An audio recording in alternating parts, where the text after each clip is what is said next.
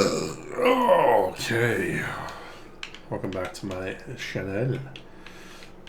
Today, in this continuing series of beating all of the legendary bosses in Baldur's Gate 3 Honor Mode, on the first turn, continues with Bernard. Now, I must apologize.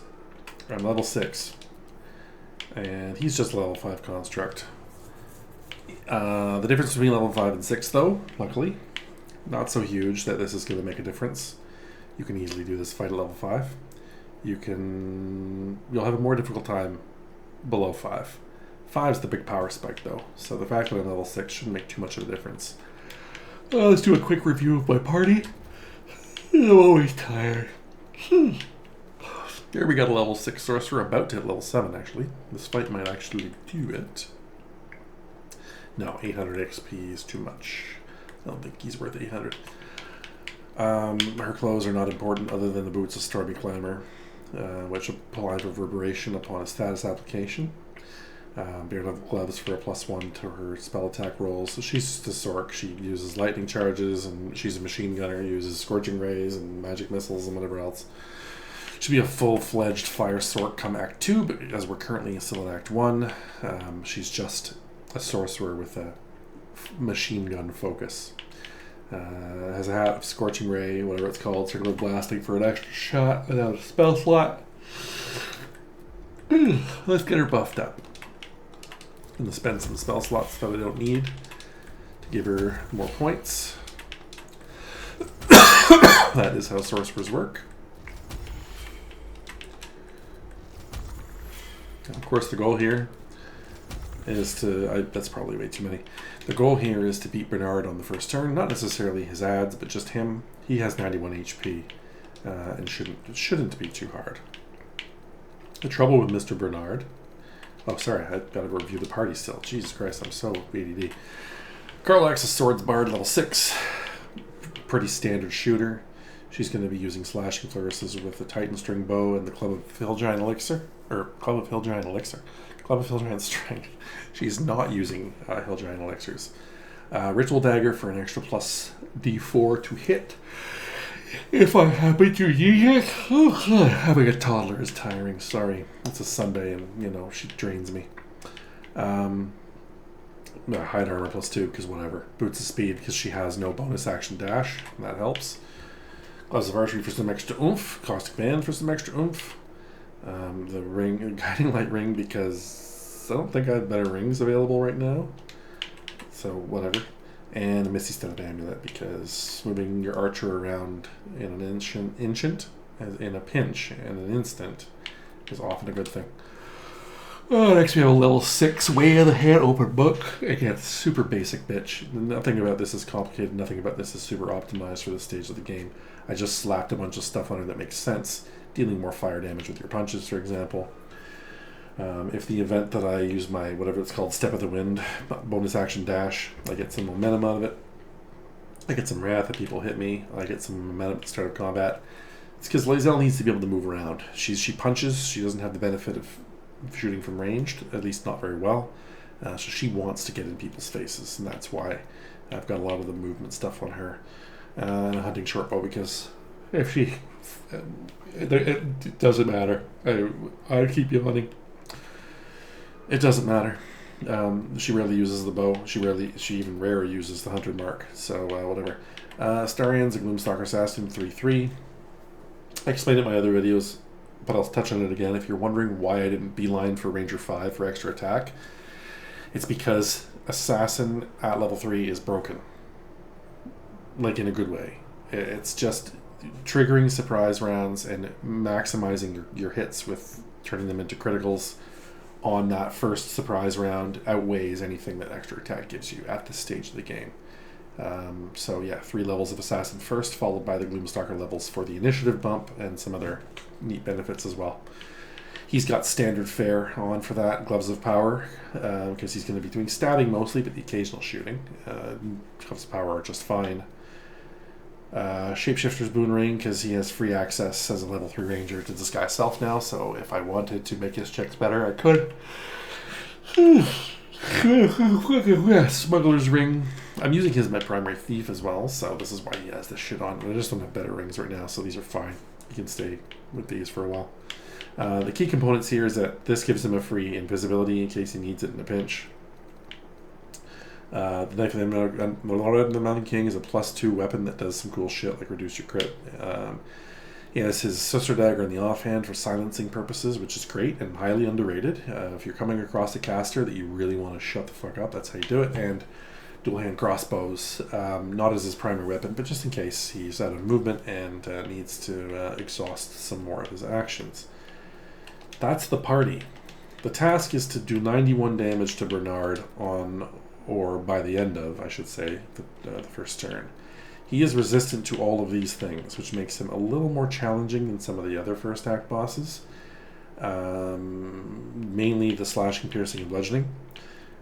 Also fire, psychic, and poison, and lightning are all out of the question too. So if you are optimizing here, which I am not, and you're min-maxing, the party that you want to build is going to either want to do force damage, or thunder damage, or acid is a good one for him. So spells like Magic Missile would be very good here. Shatter or Thunder Wave, I guess, are going to get through with 100% effectiveness as long as they hit. But he's only 91 hit points, so beating through his resistances with what you've got are probably fine. And keep in mind, if you apply the wet status to him, you take away his resistance to lightning, and you actually give him a vulnerability to it that doesn't actually become a vulnerability. It cancels out the resistance to become neutral.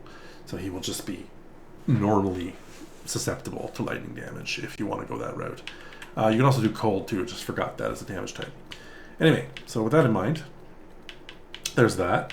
He also has the highest initiative in the game for an Act 1 boss. That's 7, +7.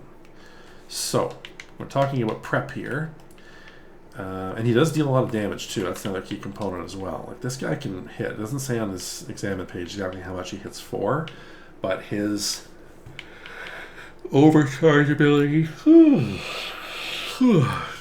is a passive feature that will stun a guy. He has a multi-attack while using the effect of his static aura discharge, which is a legendary ability of his. He's got a lot of tricks that make him hit hard, so we want to do our best to hit first and just take him down. Starian's already got a +7, which makes him even to go first in a combat round here. And by the way, he has alert, so he can't be surprised. So he's going to take his turn. So if you want to be really, really optimal about this, crafting yourself, if you can do so, some elixirs of vigilance. I don't think you can at this stage of the game. Or buying some elixirs of vigilance from one of the vendors is a good way to make this a lot smoother. Failing that, if you don't have enough, that's fine. You will still manage okay. You'll take a beat from him or two, and then you'll move on.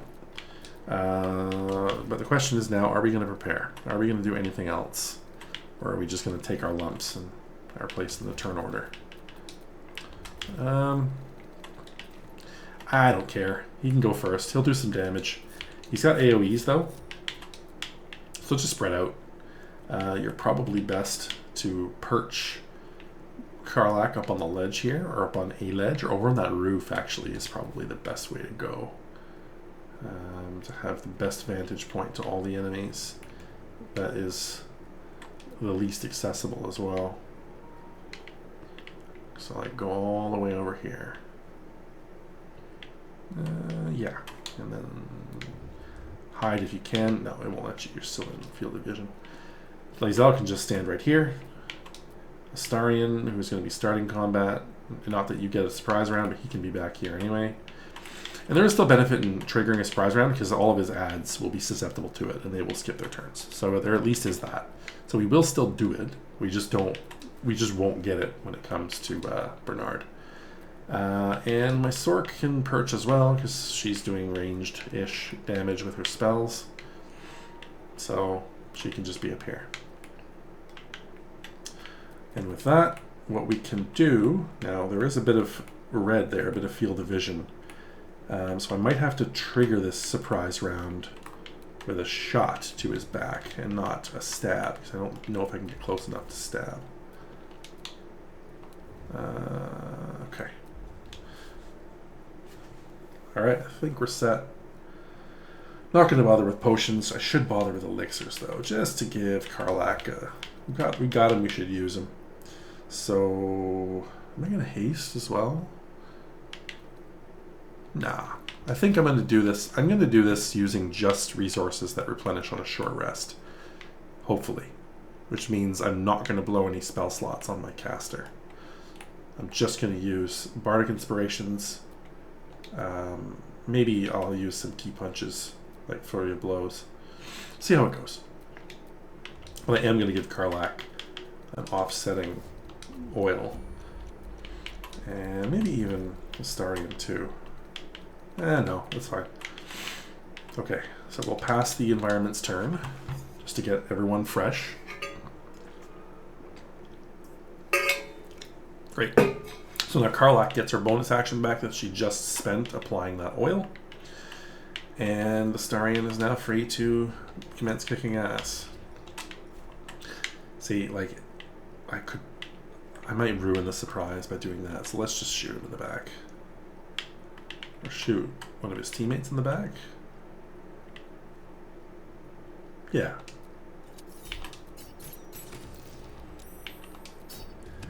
Now that should... Nope, it didn't. Okay, so what happened there was... Are they not able to be surprised? Is that what happened? I just didn't read it? No, they are. Well, what happened there is he probably didn't get spotted quick enough upon execution of the twerp. So no big deal. Anyway, can't bite these guys. So let's get to smacking. Now that's the AoE I was talking about.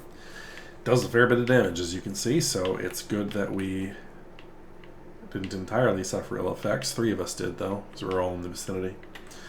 Not the end of the world. Yeah, user crit. Okay. That's only 20 damage out of Astarion, which is not ideal. He might actually die here. Let's see what happens. Oh, he lived. Now, Karlak's going to step in and do, hopefully, the bulk of the damage here. Heat metal's tempting too, but let me think about this. Yeah, whatever. Not great. Thinking maybe I should have hasted. I think I'll still get there, though. She's got 31 HP left. I might have to use a spell or two with my Sork, but whatever. And now there's a bonus action to be had by Karlak. I should have used a blood sacrifice for a to-hit bonus.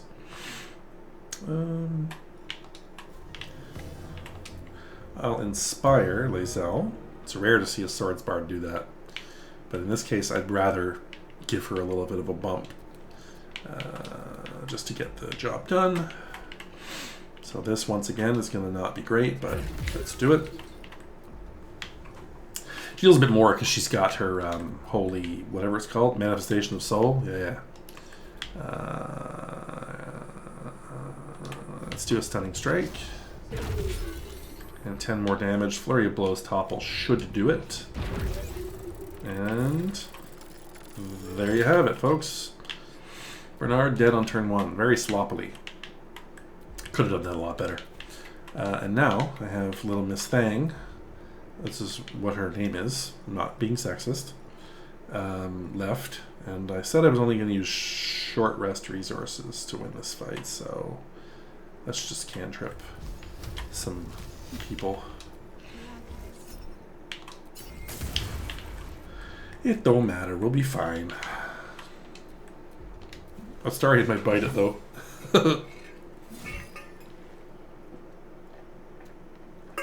He's pretty squishy. Oh, so far so good. He's a glass cannon. He's meant to just go off in the beginning, and that's it. Okay, well, these guys suck, luckily, so he didn't die. And now... Well, that was terrible. Karlach's got a lot of juice left.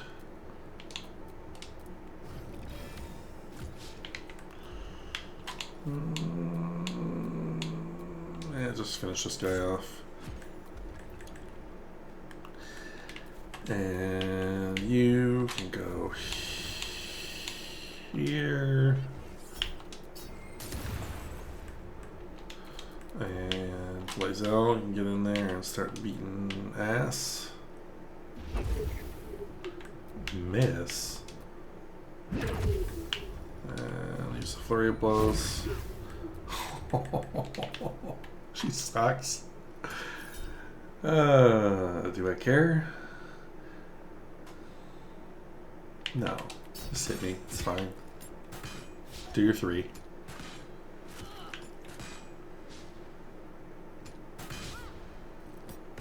It's the nice thing about getting in their face is they get disadvantage on shots. Starian's still not dead. That's good. We'll start shooting with him. Yeah, whatever. I should heal him. If I cared, I would heal him, but I don't care. As long as one guy survives, that's all it cares. That's all I care about. That's all that matters. Jesus, 70% to hit. 2 misses. Well, that's RNG for you. It happens. Ain't perfect. Yeah, let's crit. 19. 18 plus 1 from the lightning charge for the frost, whatever. Let's do it again. Who cares? No, didn't crit that time. And there we go. That's better. And then I think we'll Misty Step up here. I think that's a long rest resource, isn't it? Yeah, well, whatever. I broke my rule. And I missed. So Starian, yeah, I was going to say, he's probably going to die. He's just downed. I can always get him. And these guys are always a bit of a pain in the ass to finish off because they are spread out and they don't approach you. And that happens repeatedly for some fucking reason. Oh, well, you know, fuck you. I'm going to jump right in front of your face.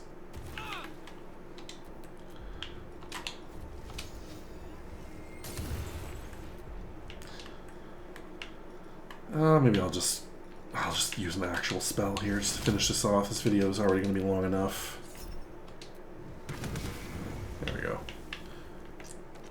See, I had the ability to do more, but I'm trying to make it so that right after this fight I don't need to long rest. Not that you need to conserve resources in this game. You have 10 times as much food as you ever need, but I don't know. I feel like long resting after every fight is a little bit cheesy. So, you know. Oh, I forgot to use Brand the Week. Could have made Bernard even easier. So, no big deal. Alright. So there we go. The Starian has been stabilized. Oh, right in there. Get the fuck out of the top, Blazel. Alright, so there you go, Bernard. Turn 1. I was sloppy. That was like full of mistakes and things I forgot to do. I forgot to use Brand the Week. I didn't apply any elixirs. I didn't apply lightning resist. You never use lightning resist elixirs in this game, and I think I have one. At least one I could have used, right? That's one I might be able to craft right now. Nope, only fire. Lots of things I could have done differently there. I could have actually dealt damage to him with things he wasn't resistant to. I could have gone back to camp and got Gale, or made a caster, made him vulnerable, or used things he was not resistant to. He was neutral on, like cold and thunder.